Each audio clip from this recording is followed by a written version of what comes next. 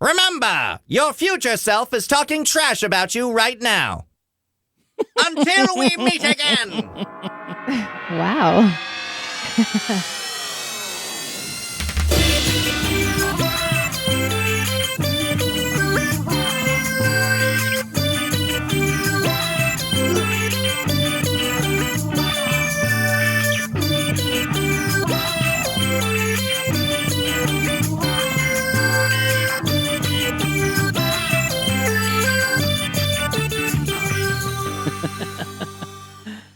Hello, welcome to the show. It's the Milf and Me podcast. I'm your host, Antonio, here with my lovely co-host, Dianna.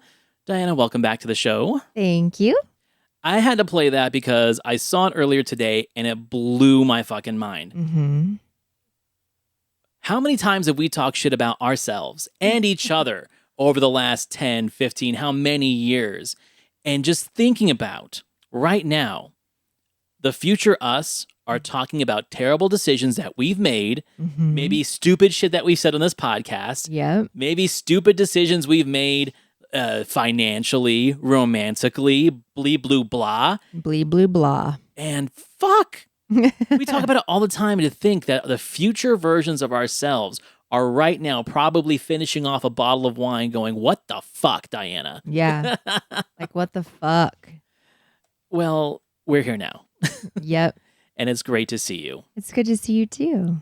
We had a really fun episode last week. We had our friend Jay come and tie you up and do this whole shibari thing, which I thought was really fascinating. A lot of people had a lot of cool questions about it. And unfortunately, I shot the bed when it came to video. I left a bunch of stuff on autofocus and auto color, and it totally destroyed the video for it. I have a slideshow that we're going to play so we can at least show the art and the details and stuff like that. But yeah, we're rookies. We're just virgins doing the video shit. So I feel like we've gotten better at the two of us, but bringing on a guest and changing the lighting and the arrangement of the studio was challenging.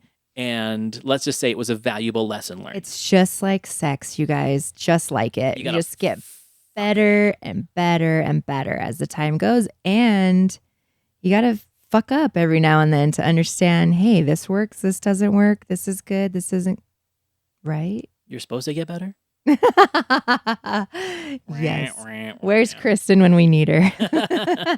Hey. So I got to tell you, today's a little sentimental. Yes. And I thought that we would just like not do a topic, not jump into all these crazy stats and things that I bring to the show, and just kind of talk about what is just kind of going on in life right now. Yeah. You have a shit ton of stuff going on. I do. And you're going to take a little bit of a sabbatical from the show. I'm taking a sabbatical. It's true. Yeah.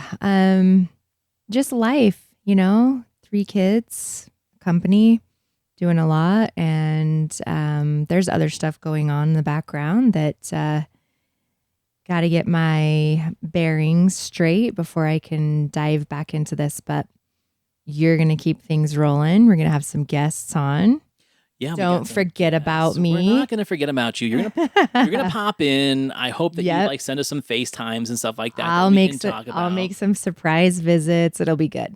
I'm really proud of you. Thank you. I'm really proud of you for just being so ambitious. I'm really proud of you for not taking shit from all these people who've been giving you shit all your life, saying that, well, you can't do this. You can't be an entrepreneur. You can't build a business. Yeah. And you're fucking doing it. I am. Yeah. No, it's been good. I'm part owner now of this, and it's been absolutely incredible. It's been an amazing learning experience for me. Learning a lot, mostly patience, but it's good. And I love you so much, and thank you for letting me take a minute to just catch my bearings. And yeah, I think it'll be good. I think it's a great time for you to do it because, this episode 44 now. Wow. We've been doing this for almost a year. It'll be a year in November. Yeah. And, it takes time to build an audience, and we kind of got lucky and built a pretty decent audience right away. Mm-hmm. And the next step was video, which we just barely got under our feet. Yeah. But I think one of the things that's going to be great about this time is like while you are doing this stuff and while you're building yourself and getting more stories to tell when you come back to this podcast, we get to bring people onto the show who have been guests and some people who haven't been on the show before that can help expose us, that can help bring us new listeners, bring us new viewers, and I think train me to be a better host with someone who I'm not so familiar and comfortable with. Yeah. It's a really great challenge for me. I'm really excited about it because on my other show, I just talk about movies. Yeah. And I can talk about movies with pretty much anybody. Mm-hmm. But you and I have a very interesting dynamic where like we talk about all this stuff on a daily basis and then we come and talk about it on the show. Exactly. It's pretty natural. It's for so both natural. Yep, for both of us. Are you nervous? Are you nervous to be in the room with someone that's not me? No, I'm excited because the people that are going to be in studio, we kind of have a friendship and a relationship with now. And I think we have good topics that we have planned. We'll have Stephanie on the show, who's been on the show before. Mm-hmm. We'll have Mariah back on the show. We'll have Michelle from Velveteen Serpent. And I've got some stuff planned for Kristen and one of her friends, too, to do Love Guru Roulette. It's going to be fun. It's going to be a nice little change of pace. And I think it's going to be good for me to really sharpen my skills of being a host and just kind of being on the spot, Meanwhile, you get to be building your new business. You get to be putting your new home together that hopefully you'll spend another 10 years in before you buy your mansion. Before I build my home. But yeah, I'm kind of building an empire right now, and it's super important to me and my kids, my family. I want them to see that hard work pays off because it truly does. So it truly does. And I think this is the funny thing too, is that you and I had a conversation just about like handouts, right? Yeah. There are so many people who think that women especially survive by handouts, survive by having a guy that's just always there to bail them out. Yes. And then there are people like you who know exactly what it is like to have to bail yourself out. Yeah. I have learned, though, and I will say this, that I have some really incredible people in my corner. They see what I'm doing. They know what I've been going through.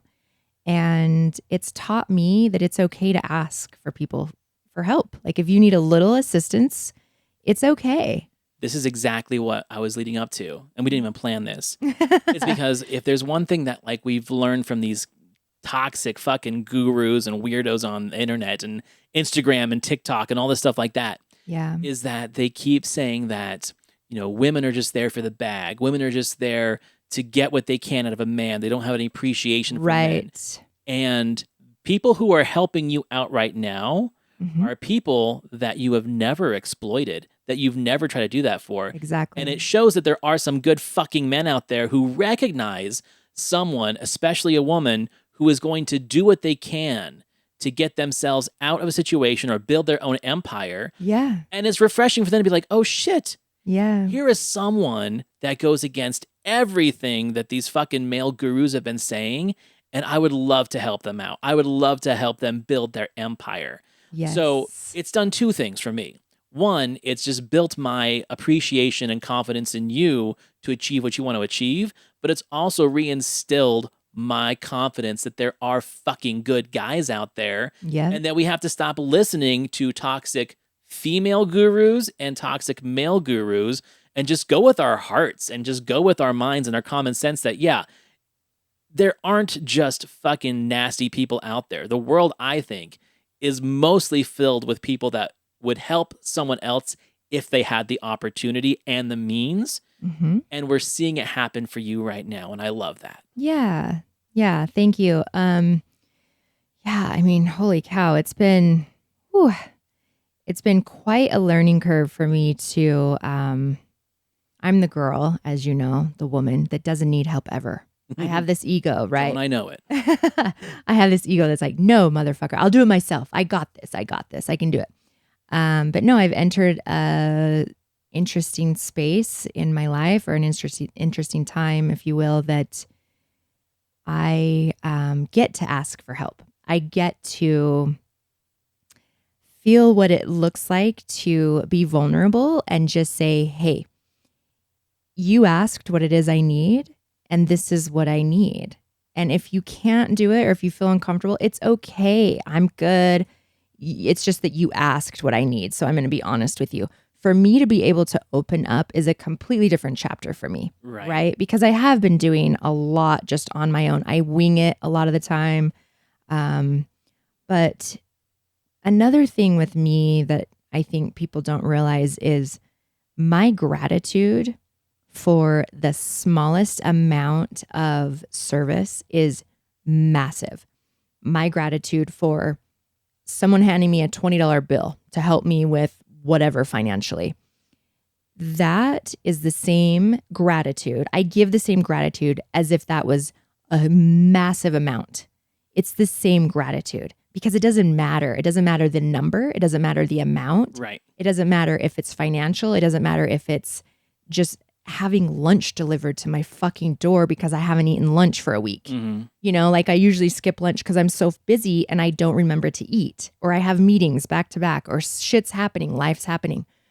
And I've had this happen in the past month, and it's so powerful because it's like, I don't care what it is. If you just show up and like help with one little tiny thing, my gratitude is just the same. It's just, I'm so grateful for anything right now. And that has taught me so fucking much in the fact that it doesn't matter the amount, it doesn't matter the service, it doesn't matter what it is. Even if it's just a sweet message, oh my God, or a phone call saying, yo, I see what you're doing. I'm proud of you for doing this. To hear those words, oh my God, it's huge. It goes a long way. So I'm excited to keep doing what I'm doing.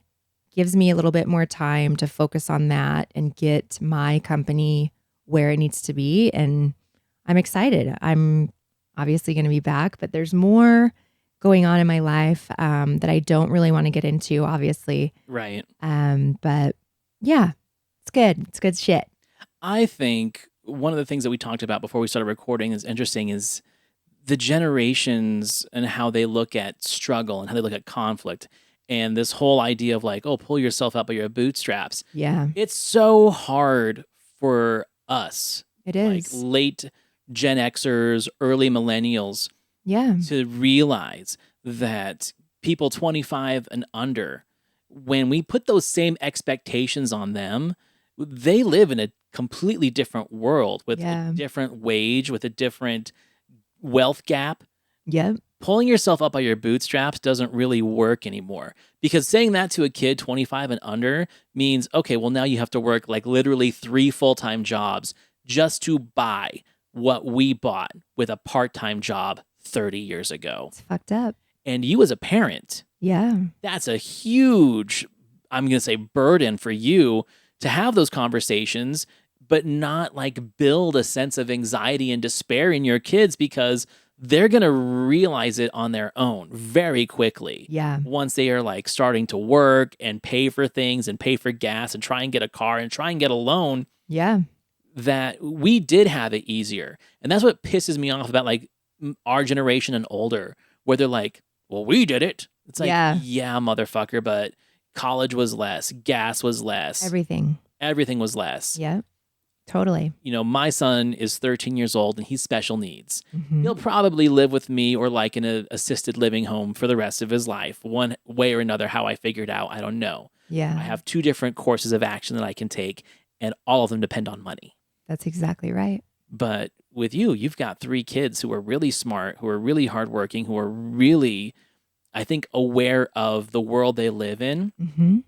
That now, as they're starting to like learn what financial struggles there are for their generation, it can be so stressful just to even think about what the next 5 years looks like for them. Oh, totally. It's a very, very fragile time, you know, in their lives. And that is part of the reason why I am doing what I'm doing. I'm showing them that I can take something that doesn't exist and build it from the ground up. And that's what I've done with my company. You know, it's home improvement. Obviously, I don't know if anyone knows that or not, but it's home improvement, and we do windows and doors, and we offer other things. But it has been so interesting and fun for them to see what I do. I work from home 24/7, and they are very observant. They listen. They are there when I have meetings. They're there when I have Zoom calls. I mean, they've been watching me from the beginning, and this has been my baby. I've birthed it, if you will. And it's been a year now, and it really is different than the way you and I grew up. My parents were government workers. They worked for the city and the county, and we barely made ends meet. We lived on Hamburger Helper, and probably I'll eat the fuck out of that. I'll eat the fuck out of that cheesy Hamburger Helper. We probably should have been on food stamps, but we weren't. They worked their asses off, and they didn't want a free ride from the government. Honestly, They just worked their ass off, and I'm trying to show my kids that you can be an entrepreneur. You can go work for the man. This is the route I'm taking. I've done all the other things in the past. I worked for the man, and I'm ready to go big. Yeah. And I want them to see it. So yeah, it's good. It's same with you. Your kids are watching you. They're always watching us, and this is a very fragile time in their lives. It is. And they've got a really excellent role model in you. I'm really, really proud that when I have them come over and either watch the babies or come and help with the studio and stuff like that, that they see that it'd be great if we could make this a career. Oh, for sure. It'd be amazing. But the fact that we put so much time and effort into something that is just fun, and it's a way for you and I to bond. And I'm not saying that we're trying to spread a message or trying to put out an idea or a thought control for anybody. This is literally just us talking shit and hey, what if we made $50 a week? That'd be great, whatever. That's lunch. That you can spend money and time to do things that you like. Yes. And to do things that you want. They don't have to think that, okay, money just has to go into the gas tank. Yes. Money just has to go into, and you and I think, are really good at that, is what's the point of working? What's the point of bending over backwards for the man if you can't at least do something fun with it? Whether it's a podcast, whether it's a nice car, whether it's a food tour of Italy. Mm-hmm. That's the whole point. Totally. And these days, people are going to have to get more creative with passive income. Yep. Because the 9-to-5 is not going to do it for them anymore. That's right. And so I think by doing this, I think we're kind of also teaching them that there's other ways that you can make money on the side, even if it's just bullshitting on a podcast, and putting a stupid logo on a t-shirt. Yeah, totally. So yeah, I think it's great. I want to do something really fast. I want to go back and play the trailer for episode number 1. Oh, shit. Okay. 44 episodes ago. Almost a year ago. This is awesome. Let's see what we had to say back then. I feel like you and I have a real kind of when Harry met Sally dynamic if the two never hooked up. If they never had that hookup moment and they just spent time in the deli bullshitting and talking about orgasms, that's been yours and my friendship for the last 10 years. Yeah, the gurus are good stuff. I mean, just like Antonio was saying, we are not professionals. I consider myself professional dater, if you will, just from the 10 years of experience, but I'm not a doctor or a therapist by any means. When you're on a profile and you're posting photos of yourself and you're trying to, this is your resume. You're trying to sell yourself here. You're trying to connect with someone. Right. Every photo you've chosen for your profile, you're wearing a hat. And what kind of hats are we talking about? Are we talking about baseball caps? Are we talking about cowboy hats? Are we talking about fucking sombrero? I don't know. Sombrero. Just the basics. Oh, gosh. Yeah, I jumped back on Tinder, and it's still happening. Hasn't changed. What's funny about that whole thing is that you got off of Tinder pretty early on. I did. In the podcast because you met somebody. I did. It was the worst relationship I've had in my entire life. It absolutely was. The most unhealthy, terrifying. Yeah. I learned a lot. You learned a lot. And it was also hard because we literally had to not talk about that relationship while it was going on. Yeah, I would have lost my life. And I was like, motherfucker, that was the whole point of the podcast. It's we were going to just talk shit about dating profiles and bad boyfriends. And 3 episodes in, you got a fucking boyfriend. And so now you're going through old profiles and shit like that. Like, Mm-hmm. we kind of catfished our audience for like the first 15 episodes. I mean, kind of, but not really, because I do have to give this part out. He was still on the dating apps as well. And so I had access to the women. The women's side. And that shit was, oh my God. I mean, it's just as bad as the other side. Like, women need to step it up just a little bit. Yeah.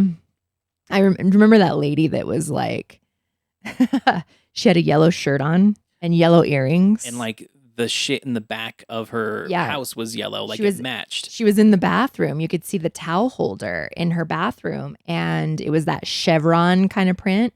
And it was yellow with gray. Like, her thing was yellow. She was fucking obsessed with this color. And she just made sure it was known to all the people on the dating app. I was like, what is happening? Did you bump your head? Like, why? Why?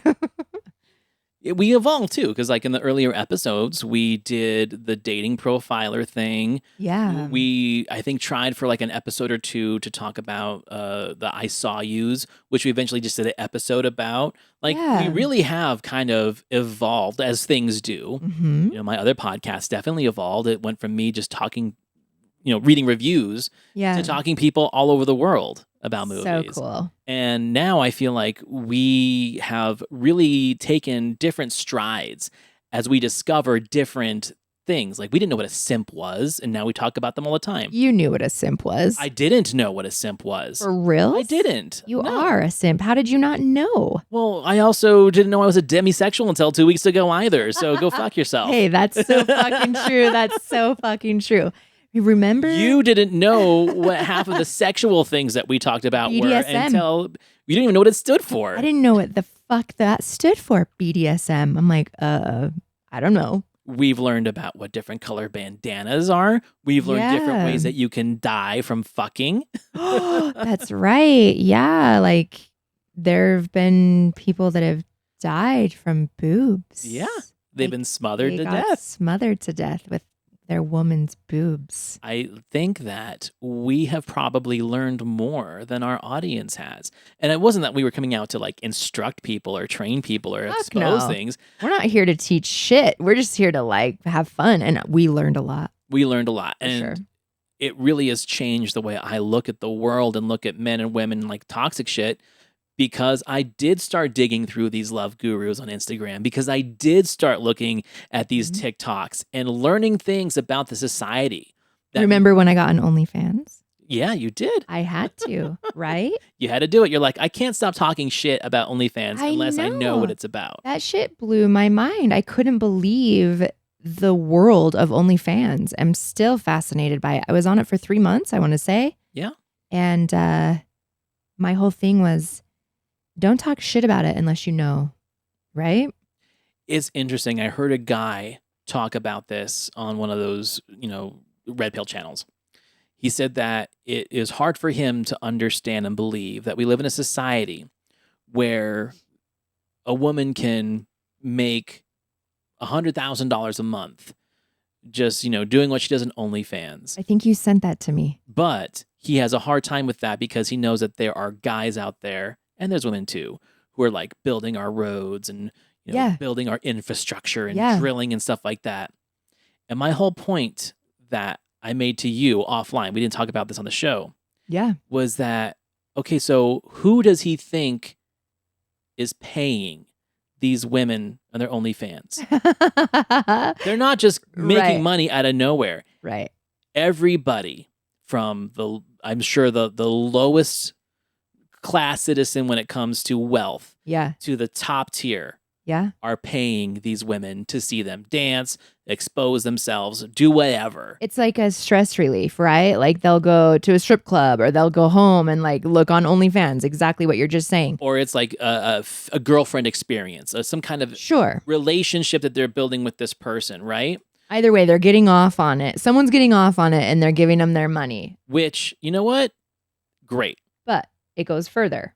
Okay. Ooh, explain. I will explain. And this is what I found when I was on OnlyFans for 3 months. I had to do it. I had to figure out the same as this. You did send me that video, by the way. Okay.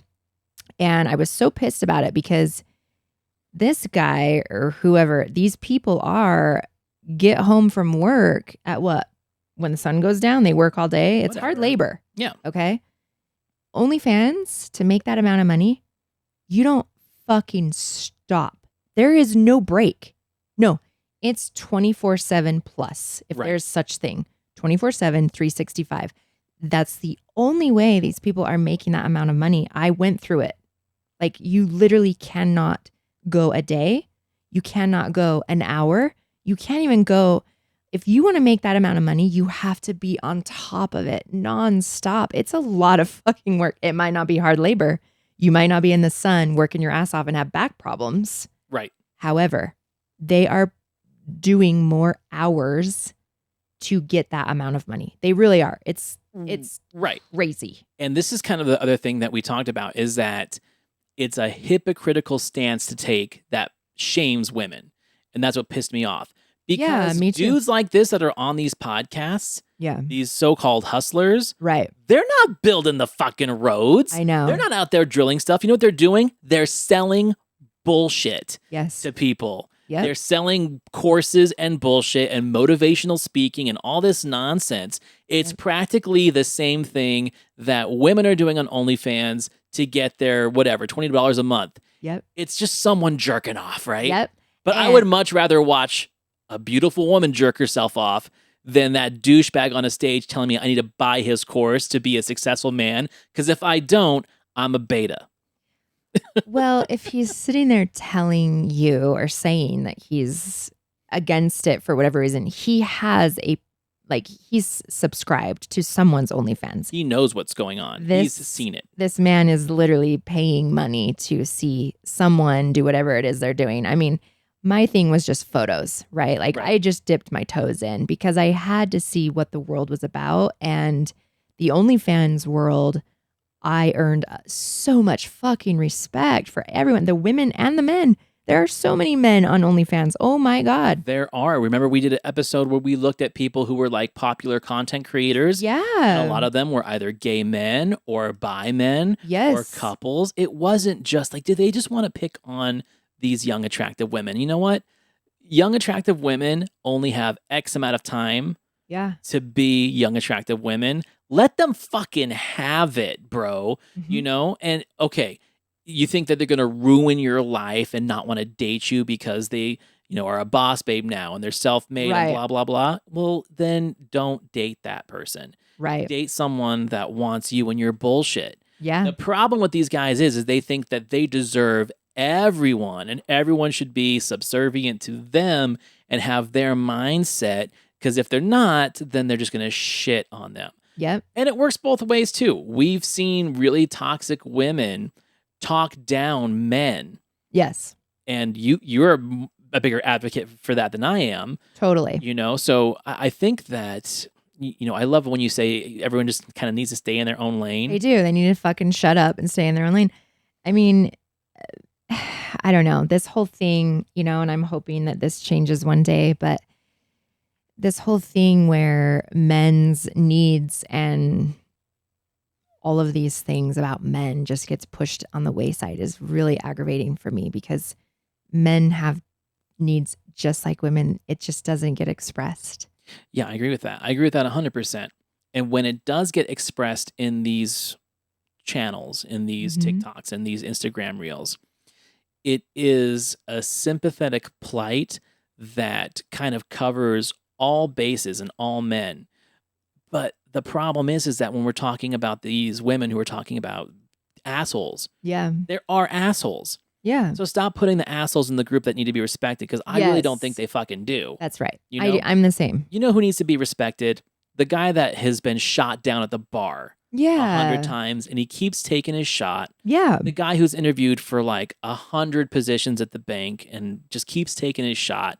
Those are the guys that need the little help and they need a little love and need a little respect and need a little compassion. For sure. It's not the dude with the fucking yacht. He's right. fucking fine. Yeah. He's fine. And if he's not fine, he can afford to pay for the best therapist probably in the world to be fine. He absolutely. Right. And It's if the he ones that loses just keep- all of his money because he's an embezzler and a fraud, Whatever, yeah. he'll be fine in prison. Right. But it's the ones that just keep trying and don't give up. Absolutely. And like we talk about, we don't hear those guys on social Yeah. media because they're too fucking busy to be on social media That's right. talking about this shit. They're too busy drilling through the ground and Yeah. building roads and building infrastructures to worry about what people talk about toxic dudes and toxic females on Instagram and TikTok. Yeah. They give a fuck. You know who they are? They're hamburger helper, man. Yes. Just, I'm going to work my 8 to 10 hours. I'm going to come home, and as long as someone's cooked me a meal, that's all I want. That's all I care about. Why would I turn my nose up at that? I know. I love it. I love it. So before we kind of jump into our last love guru before you go on your sabbatical, I just want to say that I love you so much. I'm so glad that we just bullshitted one night and said we should do a podcast, and that eventually we put lights and cameras in here and we're doing this on YouTube. And I think that during this time you have off, we're going to have a lot of great stories and a lot of great content. And like, who knows, maybe a whole new twist to what this thing is. And Yeah. it's really exciting. Yeah. Thank you. I love you back. Don't get all emotional on me. Jesus Christ. I know I'm going to see you every week anyway. I It's just know, not what going to the be hell? on the podcast. I'm like, why am I getting all emotional? You're making me all emotional. Because we built this together. I know. And that I was know. cool. Like, I can't say that with a lot of people. And I'm kind of jealous you get to see Steph and Mariah and Michelle without me. Like, what the fuck? I have to pop in just so I can see them. I love you and everything, but like, you know. And you can always just watch us on YouTube. I mean, like, yeah, but I just want to see them.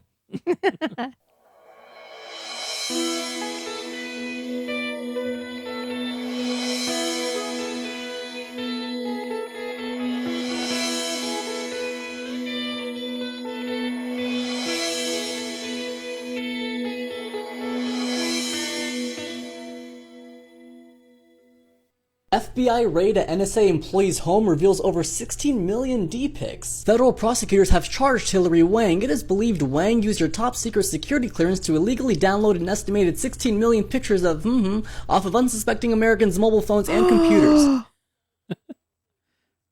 Okay, so that's not what I meant to play. Oh my God. I was like, oh shit. Wait, did that really happen? It did. That was supposed to be an opening clip for another episode. That is some shit. Do not cut that out. That is so good.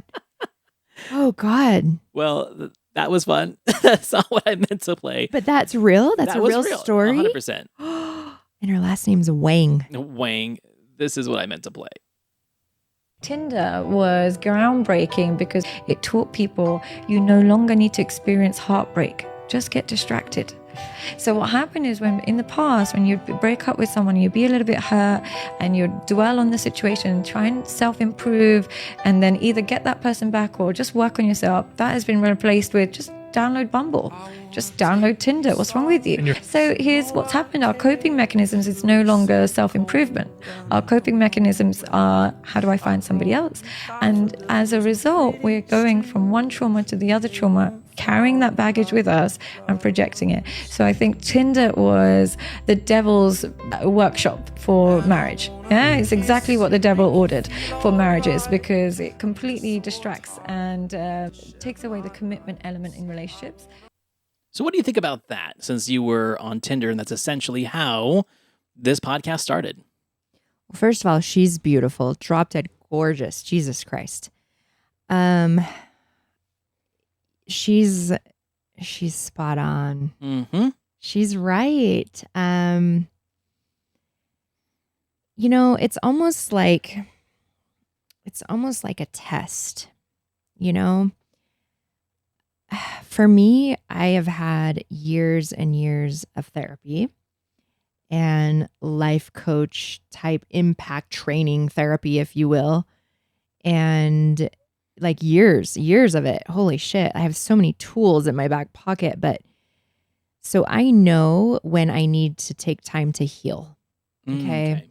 takes a very emotionally intelligent person to know what the fuck they're doing. When I download the apps, I literally know it's because I need a distraction. I know going into it that I'm fucking around, that I'm downloading this app to make me giggle and laugh and make fun of people, send you screenshots. You know what I mean? Yeah. And honestly, when I have connected with people, we'll start getting into a conversation. And one of the first things we will ask each other is, when was your last relationship? And you have to answer that question honestly. Yeah. Right? So for me, when I have to answer that question, I will tell them a month ago or 6 months ago or whatever the answer is, whatever the real reality is. And I try to bring humor into it. Like, honestly, I'm still healing and I got on this app just to distract me. If you can do that, and if you can be honest about that and raw, that's a different level. That will literally show the other person, oh my God, I got like a real one. I got a real one right now. Like, I'm talking to a real person. Yeah. Not, oh, it was a month ago, but I'm totally over it. He was an asshole and blah, blah, blah. And let's meet. Like, that's so fake and blah, like gross. You know, it's like, listen, I'm on here to just whatever. It is what it is. I have zero expectations. I'm super fucking busy. I'm doing this, this, and this. You're super cute. Wasn't expecting this. Maybe one day we can meet. The more raw and honest you are, it just it's just better for everybody. Jesus Christ. But she's definitely spot on. I agree too. And I think one of the things that Tinder has taught anyone who's ever been on it or other dating apps, it's taught people how to lie better. Oh, fuck It's yes. taught people how to build representations of themselves that are absolutely untrue and unsubstantiated. All day long. Because you need to catch that fish. You need to throw the bait out there. And if that bait doesn't work, you got to throw another kind. You got to use that power bait. You got to use that V pic of your abs in the mirror. Yeah. You've got to show a picture of a fancy car, whether it's yours or not. Yeah. It's taught a whole generation, maybe several generations, because older people were on it too. I mean, Tinder's like almost 20 years old now. Oh. Like, it's real. Whoa. like the late 2000s, like 2007, 8 for sure. Really? It's getting close. So you've got these generations who have now kind of conditioned themselves. Yeah, you're right. I to mean, not be honest, because if you're too honest, you're not going to catch the fish, you know? well, it's filters too, dude. Like, it's all photos, like filters. Holy shit. Dudes are using filters. Did you know that? Yeah. Holy shit. I'm like, wow, he's got really good fucking skin and no pores, like nothing. It's just smooth, almost AI, creepy. And It I'm almost looks like when you're trying to make a fake ID back in like the 90s and they just airbrush the shit out of it. Yeah. I actually have asked somebody, like, can you send me can you like put a photo on here that's not like with a fucking filter? One of the things that she said I think is interesting too is like how it affects marriages, because I think all of a sudden people who were married and maybe not content with their marriage, there's no law on Tinder saying that a married person can't be on there. So they're all over the place. yeah, I saw so them. at first it starts off like window shopping. Yeah. And then, oh, well, what happens if I like someone? What happens if I swipe on someone? Okay, let's take it a step further. What if someone swipes on me and we match? What then? Okay, well, now we're just talking. Yeah. Oh, but what if they want to meet? Can I meet? Like, Yeah. seriously, I bet there are people who never in a million years they thought they would cheat or even have an emotional unfaithfulness with their partner. Yep. And Tinder kind of opened the door for that. And of course, because it's, capitalism, a bunch of other apps are going to copy that formula and try and make it better, try and enhance it. Yeah. It's weird and it's sad, and no one will ever hold them accountable because we have to hold ourselves accountable. But really, a whole fucking generation or two kind of got fucked over Yeah. by these apps. It started. But we still use them. It's like we know Yeah. Diet Coke is bad for us, but we're still going to drink it. It all started with social media, right? You can Yeah. still reach out to people. It built the platform Yes. that these things were laid on. It started with social media, and then it went to the next thing and next thing. Now it's the dating apps. And you're right. I saw so many married. I mean, I didn't see them. I did not see actual their face. They would always, I said this in a prior episode, they would always put a photo of like a scenery photo or something saying, yo, I'm married, just need friends with benefits, just need this or that, blah, blah, blah. And it's like, but how can you go to a stranger, someone you've never met, like ever, Right. instead of going to your wife? How do you do that? How do you just not go to your person and say, yo, listen, you're not quite doing it for me. So if we could spice it up, or you could watch how I like things, then we might be on track again. But no, they're not. They're not saying shit to their partner.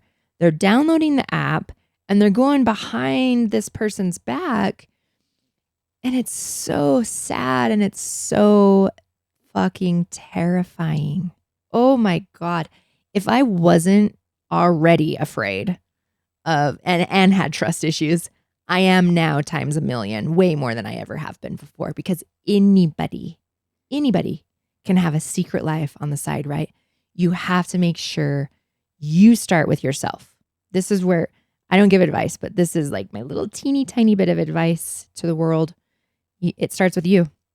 If you expect your partner to be raw and vulnerable, you have to set the fucking stage. You have to start it. You have to go to your person and say, listen, like, I've been having some weird feelings or thoughts or desires or whatever, like, and I don't want to go behind your back. I don't want to lie to you. I don't want to do this. I don't want to do that. So I'm going to come to you first, give you the opportunity to show up for me. And I hope that you do, because I'm in love with you.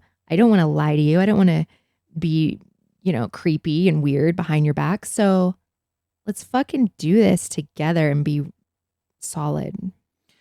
I love that. I agree 100%. And my last little thing on it is I think it's so funny that people like Jay that came in last week Yeah. and other people that we've talked to with these communities, or let's say BDSM, shibari, swingers, polyamory, all stuff like that, different sexual identities. These people who are honest about who they are and what they want and what they like and aren't afraid to like join communities that embrace that. These are the people that society shits on. Yes. And those are the people that are literally going to move mountains. And they are, because they are being sincere about what they want. Yet we give a free pass to the people who are married on Tinder and are fucking around. And then we're giving them the free pass on social media because they've got gurus who are saying, you need a high value woman. You need a high value man. The problem is you married beneath your status. Yeah. Go fuck yourself 3 times. Yeah, exactly. And I do want to say real quick, I know I've said in the past, if your person is fucking around behind your back, it's because you're not providing something that they need. Mm-hmm. I know I've said that, and I've had these conversations with people, friends and family or whatever, but what it comes down to is what I just said. That might be true, but it does start with you. Mm-hmm. Okay. If you're not happy, and if you're not getting what you need and want, you better speak up, because if you don't, then what's the alternative? You want to sneak around? You want to be a dickhead? You want to be an asshole? You want to be the untrusted? No, it's sexy to be vulnerable. It is so fucking sexy to just go to that person and be like, I don't want to fucking be caught in a lie. I will never be caught in a lie with you. So this is where we're at. Like, let's do something so that we're both raw and honest. How hot is that? Like, for reals, what the fuck? I mean, to me it is, but I think to a lot of people, it'll just be like... It's scary. It'll be scary. It'll be unexpected. And for some people, off-putting, because it's not what we teach. We teach women to shut the fuck up. Mm-hmm. And we teach men to be too loud. We teach them to complain and to be vocal about it, but we don't teach them how to fix the situation. That's what it is. I honestly think that, because I know too many guys that just bailed on their woman, and I've known so many women that bailed on their dudes because they never had the balls to bail. Instead, they went and fucked around or emotionally abused them, and they never had the balls just to say, I'm not happy. That is what it comes down to. You are the smallest human. This is my opinion, my unsolicited, unapologetic opinion. You are a very small person if you cannot be real and honest. That's all there is to it.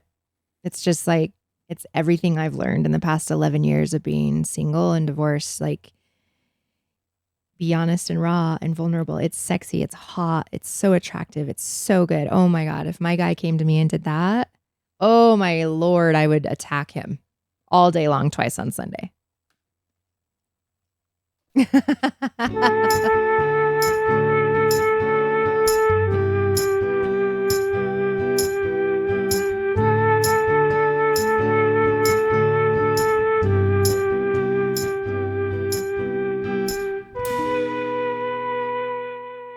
I think that's a t-shirt. All day long, twice on Sunday. We're trying to come up with shirts, and I like that one. I do too. That's good. So far, I like beta all day. Yes. Hi, Teddy. The dog just came in. Hi, Teddy. Come here. Oh. Oh, hi, Teddy. Teddy and I don't get along very well because every time I babysit, Teddy just wants to be a pain in the ass. And I think, look at this. It's almost like he knows. He's like, this is Dianna's sabbatical. I need to give her extra love. How the fuck did he get in here? He opened that door with his paws, didn't he? Yeah, he jumped in and opened the door. Jesus Christ, he's like the dog on The Mask. He's like the Jurassic Park raptor opening doors. Hey, get out of my bag.